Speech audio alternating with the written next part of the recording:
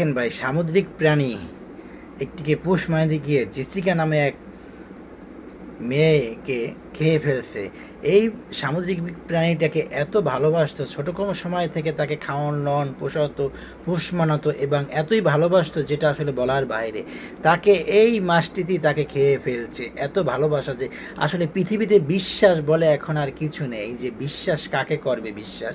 যে এত কিছু করার পরও যে মানুষটাকে এত ভালোবাসতো, এত খাওয়াইতো, এত পোষ মানতো, এত করতো, এত আদর করতো, এত সোহাগ করতো, এত ভালো জানতো, এত নাচানাচি করতো, এত আনন্দ করতো, কিন্তু সেই মাছটাও তাকে খেয়ে ফেলছে মালিককে। দেখেন, জেসিকা নামে একটা মেয়েকে খেয়েছে। পুরো বিশ্বে এই ভিডিওটা ভাইরাল হয়ে গেছে, পুরো বিশ্ব এখন বর্তমানে এটা দেখতেছে।